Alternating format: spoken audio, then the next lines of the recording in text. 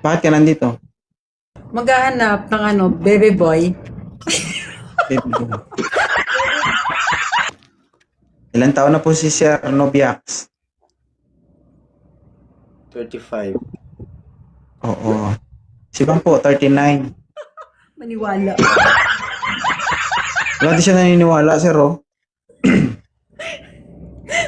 Mas makakatanda.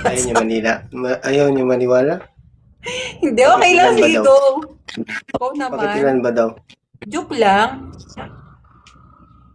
Gusto mo ba si ma'am, sir? Okay lang naman. Wala namang problema. Siya pa may problema. Problema. May problema. Walang problema. Ang sagot dyan, sir, oo, hindi lang. Wala naman doon. Okay naman. Okay po. Walang problema. Naintindihan mo yung tanong, sir?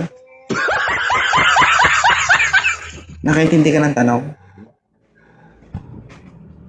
Oh, Ang sir. sagot ko sa ang tanong ko, sir, gusto mo ba si ma'am? Oo. Oh, di ba?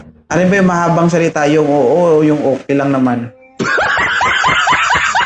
Yung oo. Oh, di ba? Oo, hindi lang. Thank you pala, idol Paakyat. Ito kasi, sa ating mga lalaki ba, alam ko naman na may mga pride tayo. Pero kung gusto talaga natin yung babae, huwag natin pahirapan yung sarili natin. Ha? Kasi kung gusto mo lang din naman siya, tapos magtitipid ka pa, mag-iwan ka pa sa sarili mo, yan pa yung magiging hudyat para hindi ka makapasa. Ganun ba? Sa tingin mo, okay lang? Sa tingin mo, papasa ka ngayon? Hindi ko alam. Di ba? Gusto mo malaman yung resulta. Ma'am, okay lang ba to si sir? Ayoko kasi ang sagot niya sa akin, alanganin siya eh.